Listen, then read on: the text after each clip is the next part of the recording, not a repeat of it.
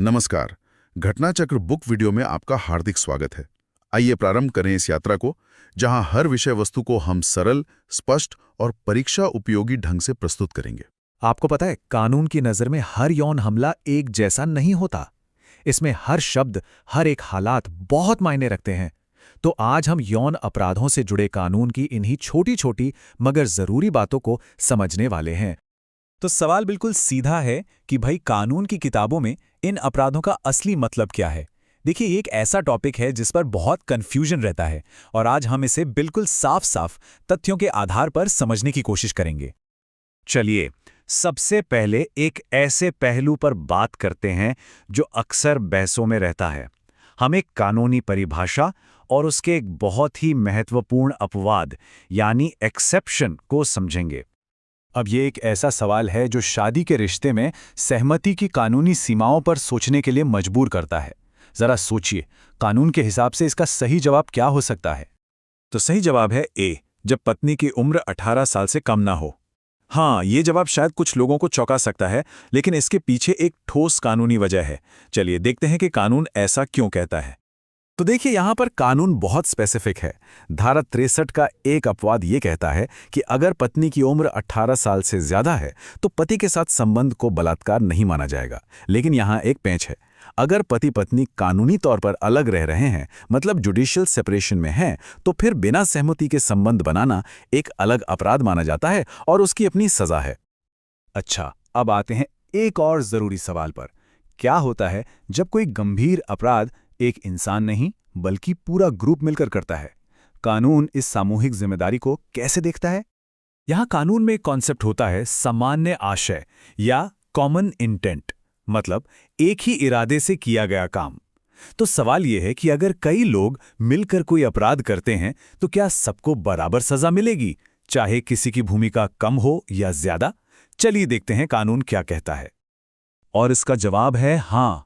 कानून इस मामले में बिल्कुल साफ है। जब कोई अपराध कॉमन इंटेंट से किया जाता है तो कानून ये नहीं देखता कि किसने कितना किया। उस अपराध में शामिल हर एक इंसान को बराबर का जिम्मेदार माना जाता है।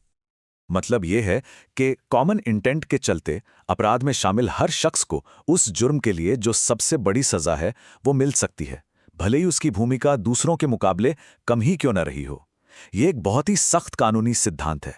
तो चलिए, अब इस पूरी बातचीत के सबसे जरूरी हिस्से पर आते हैं, जहां हम ये देखेंगे कि अलग-अलग तरह के अपराधों के लिए कानून में क्या-क्या सजा तय की गई है।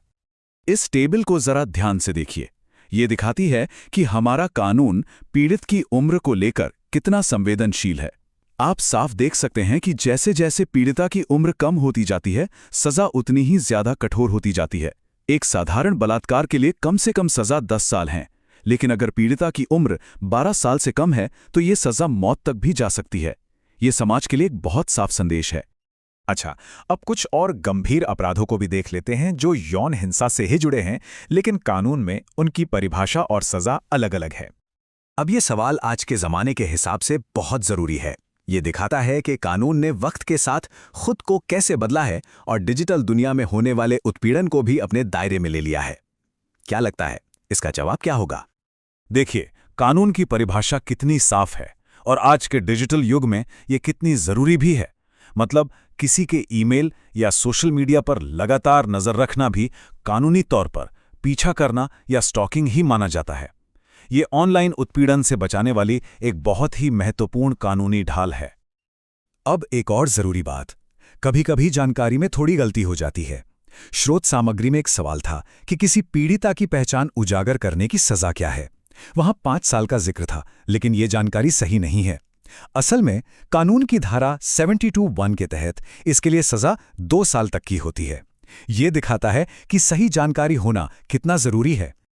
अब बात करते हैं एक और बहुत ही गंभीर अपराध की, दहेज मृत्यु।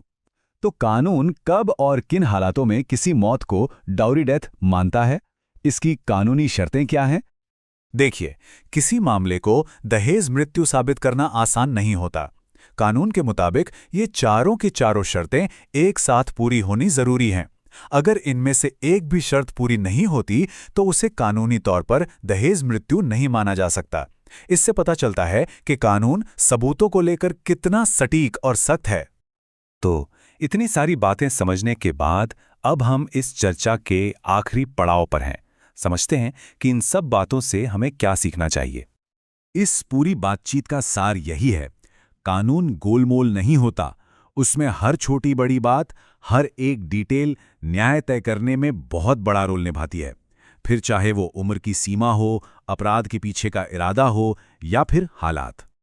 तो आखिर में एक सवाल बचता है, कानून को जानना न्याय की तरफ पहला कदम कैसे है? सीधी सी बात है, जब हम कानून को जानते हैं तो हम न सिर्फ अपने अधिकारों को बेहतर समझते हैं, बल्कि क्या गलत है उसे पहचान कर एक बेहतर समाज बनाने में भी अपना हिस्सा डाल सकते हैं।